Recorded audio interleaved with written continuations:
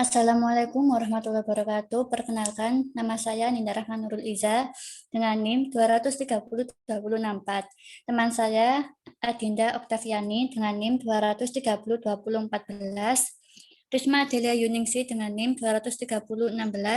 Dista Dwi Anggraini Putri dengan NIM 2302030 dan Salsabila Daya Amanda dengan NIM 2302041. Next. Kami dari kelompok 7 akan mempresentasikan tentang liabilitas jangka panjang obligasi. Next. Pengertian liabilitas jangka panjang. Liabilitas jangka panjang disebut juga utang jangka panjang atau yang disebut dengan long term debt. Terdiri dari arus keluar yang diharapkan dari sumber daya yang timbul dari kewajiban sekarang, yang tidak akan dibayarkan dalam waktu 1 tahun atau siklus operasi perusahaan. Mana yang lebih lama? Utang obligasi, hasil bayar jangka panjang, utang hipotek, liabilitas pensiun, dan liabilitas sewa adalah contoh dari liabilitas jangka panjang.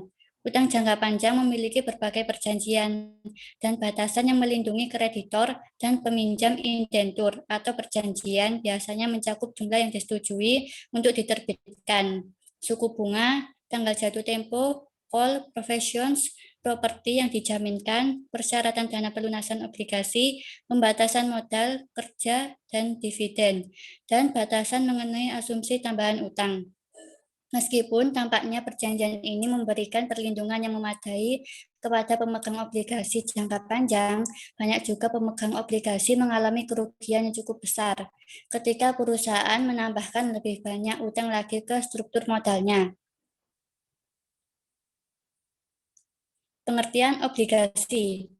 Pada dasarnya, pengertian obligasi atau bond adalah suatu surat pengakuan atau suatu pernyataan utang dikeluarkan oleh suatu pemerintah, negara, atau perusahaan sebagai pihak yang memiliki utang untuk selanjutnya diserahkan kepada pemegang obligasi yang dilengkapi dengan janji untuk membayar utang dan bunganya sesuai dengan tanggal jatuh tempo pembayaran. Para ahli ada yang mengatakan bahwa pengertian obligasi adalah suatu jenis surat untuk utang berharga atau bersertifikat dengan tanda pengakuan utang yang dikeluarkan oleh suatu perusahaan atau pemerintah kepada pihak pemberi pinjaman atau investor. Artinya, pihak penerbit obligasi adalah pihak yang berutang, sedangkan pihak pemegang saham adalah pihak yang melakukan piutang. Penerbitan obligasi. Obligasi timbul dari kontrak yang dikenal sebagai indentur obligasi atau yang disebut dengan bond indentur. Suatu obligasi merupakan janji untuk membayar sebagai berikut. Yang pertama, sejumlah uang pada tanggal jatuh tempo yang ditentukan ditambah. Yang kedua, bunga periodik pada tingkat yang ditentukan atas jumlah pada jatuh tempo atau nilai nominal. Tujuan utama obligasi, meminjam dalam jangka panjang bila jumlah dana yang dibutuhkan dinilai terlalu besar untuk diberikan oleh satu pemberi pinjaman. Next, jenis obligasi itu ada 5. Yang pertama, obligasi dijamin dan tidak dijamin. Yang kedua, obligasi terdaftar dan bearer atau kupon. Yang ketiga, obligasi berjangka, serial, dan opsi beli atau yang disebut dengan callable. Yang keempat, obligasi konversi, berakun, komoditas, dan diskon dalam. Yang kelima, obligasi penghasilan dan pendapatan. Next, penilaian utang obligasi. Perusahaan penerbit harus membentuk tim menjamin emisi yang akan membantu memasarkan yang menjual obligasinya. Kemudian perusahaan harus mendapat persetujuan regulator atas penerbitan obligasi, menjalani audit, dan mengeluarkan prospektus. Perusahaan umumnya harus mencetak sertifikat obligasi. Masyarakat investasi menilai suatu obligasi pada nilai sekarang dari arus kas masa depan yang diharapkan. Ada 2. Yang pertama, bunga. Yang kedua, pokok. Tingkat yang digunakan untuk menghitung nilai sekarang dari arus kas ini adalah suku bunga yang memberikan imbal hasil investasi yang wajar, yang sepadan dengan karakteristik resiko emiten. Selanjutnya akan dijelaskan oleh teman saya, Adinda. Baik, saya akan melanjutkan penjelasan dari Mbak Aninda. Yang pertama yaitu obligasi yang diterbitkan pada nilai pari. Jika suku bunga yang ditentukan oleh masyarakat investasi atau pembeli sama dengan suku bunga yang dinyatakan, maka obligasi terjual pada nilai pari. Artinya, nilai pari sama dengan nilai sekarang obligasi yang dihitung oleh pembeli atau dan harga beli terkini. Berikut ilustrasinya. Santos Company menerbitkan obligasi senilai $100.000 pada tanggal 1 Januari 2011 yang berjangka waktu 5 tahun dengan bunga 9%, dibayarkan setiap tahun pada tanggal 1 Januari. Pada saat diterbitkan, suku bunga untuk obligasi tersebut adalah 9% atau sama dengan suku bunga yang dinyatakan pada obligasi. Berikut adalah ilustrasinya.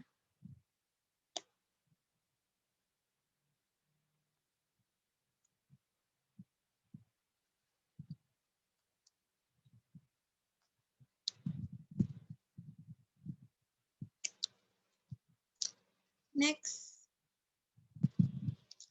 Perhitungan nilai sekarang penjualan obligasi pada nilai pari.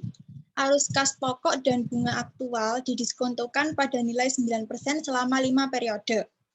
Nilai sekarang dari pokok, yaitu $100.000 dikali dengan 0,64993, yaitu senilai $64.993 dolar. 0,64993 didapat dari tabel present value. Setelah itu kita kalikan nilai sekarang dari pembayaran bunga. $9.000 dikali dengan 3,88965. Hasilnya $35.007. 3,88965 didapat dari tabel present value anuitas. Jadi nilai sekarang atau harga jual dari obligasinya yaitu $100.000. Next. Berikut adalah tabelnya. Bisa dilihat bahwa 0,6209 didapat dari periode kelima dan 10 bunga 10%. Yang tabel present value anuitasnya 3,79 didapat dari periode kelima dan tingkat bunga 10%. Next. Berikut adalah jurnalnya. Santos membuat jurnal saat menerbitkan obligasi, yaitu pada 1 Januari 2011. Kas pada utang obligasi senilai $100.000. Santos mencatat beban bunga yang masih harus dibayarkan sebesar $9.000, yaitu dari $100.000 dikali dengan 0,09 pada tanggal 31 Desember 2011. Dicatatnya 31 Desember 2011, beban bunga obligasi pada utang bunga obligasi senilai $9.000.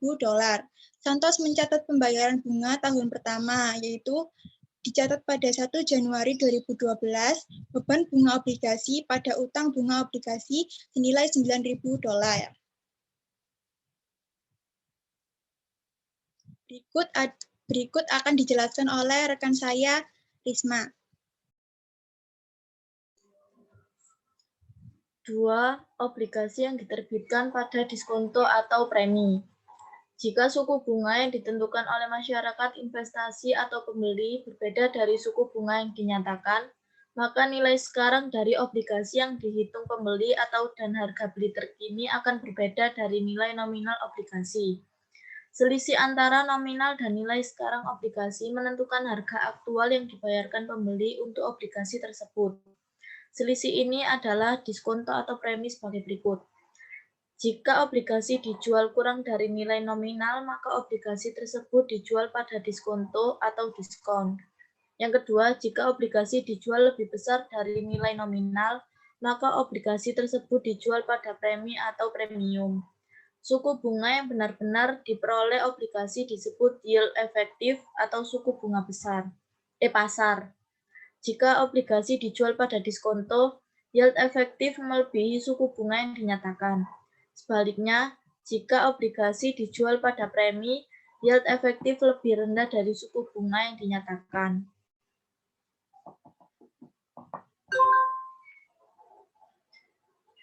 Berikut ilustrasinya. Asumsikan sekarang Santos mengeluarkan obligasi $100.000 5 tahun dengan bunga 9% dibayarkan setiap tahun pada akhir tahun. Pada saat penerbitan, harga pasar untuk obligasi tersebut adalah 11%.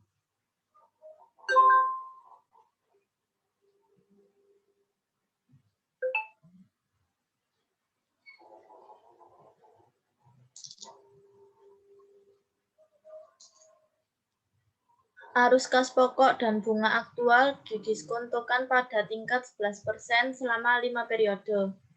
Nilai sekarang dari pokok $100.000 kali 0,59345 hasilnya $59.345,00. 0,59345 didapat dari tabel present value. Nilai sekarang dari pembayaran bunga $9.000 kali 3,69590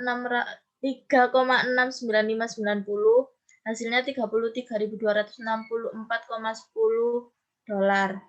3,69590 didapat dari present value anuitas. Nilai sekarang atau harga jual dari obligasi sebesar $92.608,10. Berikut tabelnya.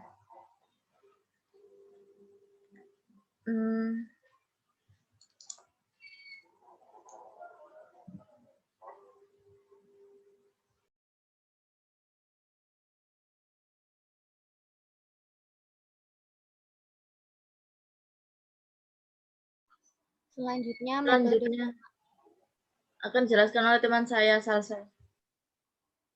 Selanjutnya, metode bunga efektif. Perusahaan penerbit membayar suku bunga kontrak selama jangka waktu obligasi, tetapi juga harus membayar nilai nominal obligasi pada saat jatuh tempo.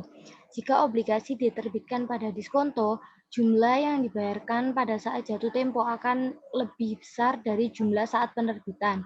Jika diterbitkan pada premi, perusahaan membayar lebih sedikit pada saat jatuh tempo dibandingkan pada saat penerbitan. Amortisasi diskonto meningkatkan beban juga obligasi, sementara amortisasi premi menurunkan beban bunga obligasi. Prosedur yang diperlukan untuk amortisasi diskonto atau premi, metode bunga efektif atau disebut amortisasi sekarang dengan metode bunga efektif, perusahaan sebagai berikut.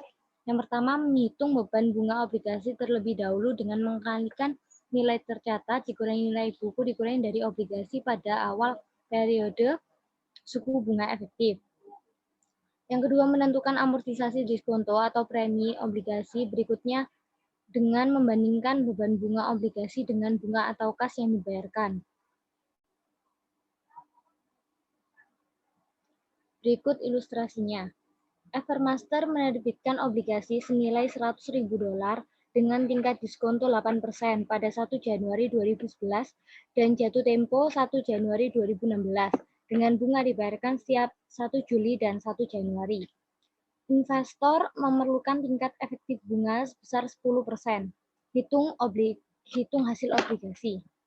Nilai jatuh tempo obligasi sebesar $100.000. Nilai sekarang dari $100.000 yang jatuh tempo dalam 5 tahun pada bunga 10%, bunga setengah tahunan, dengan rumus FV PVF 10,5%, $100.000 dikali 0,61391 didapat dari tabel present value of a single sum, sehingga hasilnya $61.391. Nilai sekarang dari $4.000, bunga dibayarkan setengah tahunan selama 5 tahun sebesar 10% per tahun dengan rumus RPVF OA 10,5%. 4.000 dikali 7,72173 didapat dari tabel present value of annuity, sehingga hasilnya $30.887. Dana hasil penjualan obligasi sebesar $92.278. Jadi total diskonto atas utang obligasinya $7.722. Berikut tabel present value of a single sum dan present value of annuity atau anuitas.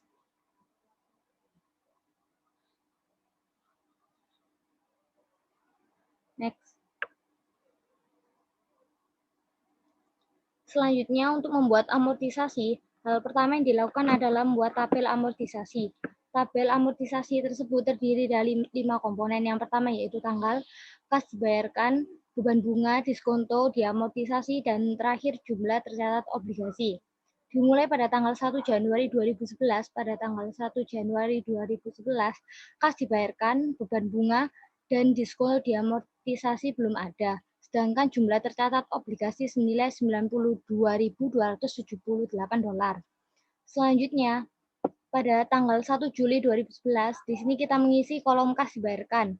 Senilai $4.000 didapat dari nilai obligasi pada soal senilai $100.000 dikali dengan tingkat obligasi yaitu 8% dikali 6/12. Nah, 6/12 ini didapat dari jumlah dibayarkannya obligasi dalam 1 tahun yaitu 2 kali setiap 6 bulan. Jadi kita menggunakan 6/12 sehingga hasilnya $4.000.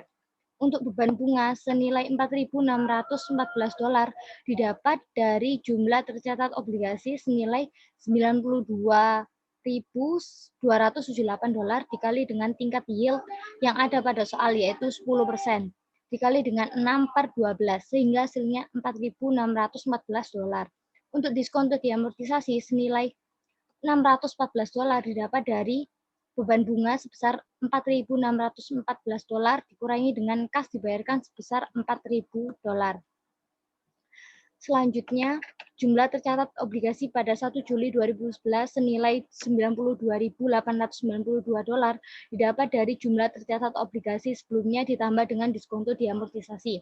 Berikutnya, kas dibayarkan pada tanggal 1 Januari 2012 itu tetap sebesar $4.000, sedangkan untuk beban bunga sebesar $4.645 didapat dari jumlah tercatat obligasi sebelumnya yaitu senilai $92.892 dikali dengan tingkat yield yang ada pada soal yaitu 10% dikali dengan 6/12 sehingga hasilnya $4.645. Untuk diskonto diamortisasi senilai $645 didapat dari beban bunga sebesar $4.645 dikurangi dengan kas dibayarkan sebesar $4.000. Selanjutnya, jumlah tercatat obligasi sebesar $93.573 didapat dari jumlah tercatat obligasi sebelumnya ditambah dengan diskonto diamortisasi. Selanjutnya, untuk tanggal 1 Juli 2012 sampai 1 Januari 2016, kalian bisa menggunakan cara yang sama seperti yang saya jelaskan. Sehingga pada tanggal 1 Januari 2016, di mana jatuh temponya obligasi tersebut, jumlah keseluruhan kas dibayarkan sebesar $40.000, jumlah keseluruhan beban bunga sebesar $47.722, dan diskonto diamortisasinya sebesar $7.722. Next. Berikut jurnalnya. Untuk 1 Januari 2011, pada saat penerbitan dicatat kas pada utang obligasi senilai $92.278. Selanjutnya, pembayaran pertama dan amortisasi diskon pada 1 Juli 2011 dicatat beban bunga obligasi senilai $4.614 pada utang beban bunga senilai $4.000 dan utang obligasi senilai $614.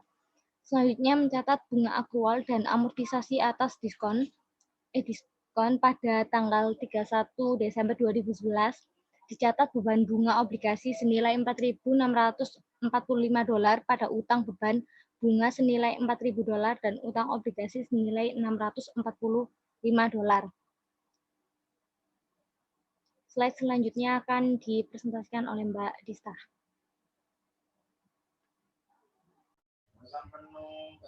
Selanjutnya, obligasi yang diterbitkan pada premi. Ilustrasinya, Evermaster menerbitkan obligasi $100.000 dari 8% pada 1 Januari 2011 dan jatuh tempo 1 Januari 2016. Dengan bunga dibayarkan setiap 1 Juli dan 1 Januari. Investor memerlukan tingkat efektif bunga 6%. Hitung hasil obligasi. Nilai jatuh tempo obligasi $100.000. Nilai sekarang dari $100.000 yang jatuh tempo dalam 5 tahun pada bunga 6%. Bunga setengah tahunan FV atau PFF 10,3%, $100 dikali 0,74409. Hasilnya $74.409. Nilai sekarang dari $4.000 bukan dibayarkan setengah tahunan selama 5 tahun sebesar 6% per tahun. R dalam kurung PVF OA 10,3%. Buka kurung lagi, $4.000 dikali 8,5302. Tutup kurung, hasilnya $34.121. Dana hasil penjualan obligasi $108.530. Premi atau utang obligasi $8.530.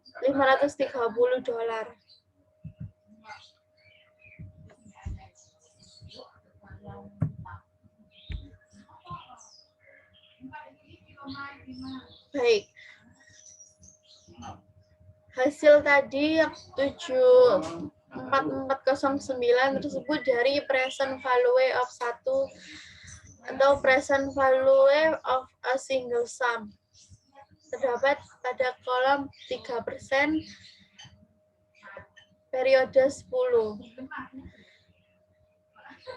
Yang 8.530 itu terdapat tabel pada present value of an ordinary annuity of 1 pada 3% periode 10. Obligasi yang diterbitkan pada premi. Daftar amortisasi premi obligasi, metode bunga efektif, pembayaran bunga setengah tahunan, obligasi 5 tahun, 8% dijual dengan yield 6%.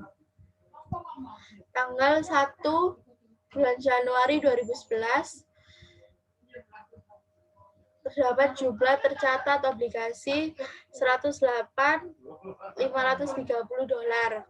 Pada tanggal 1 Juli 2011, kas dibayarkan $4.000, beban bunga $3.256, premi diamortisasi $744, jumlah tercatat obligasi $107.786. $4.000 tersebut dari $100.000 dikali 0,8 dikali 6/12. 6/12 tersebut karena dalam 1 tahun terdapat 2 kali pembayaran. Jadi pakai 6/12. Hasil beban bunga $3.256 dari $108.530 dikali 0,06 kali 6/12. $744 tersebut hasilnya dari $4.000 dikurangi $3.256. Yang terakhir 107.786 tersebut dari $108.530 dikurangi $744. Baik, mulai dari 1 Januari 2012 sampai 1 Januari 2016 caranya sama dengan 1 Juli 2011. Hasil akhir kas dibayarkan $40.000, buka beban bunga $31.470, premi diamortisasi $8.330. Sudah. Jurnal entry pada saat penerbitan tanggal 1 Januari 2011. Kas pada utang obligasi sebesar $108.530. Jurnal untuk mencatat pembayaran pertama dan amortisasi atas premi tanggal 1 Juli 2011, beban bunga obligasi sebesar $3.256,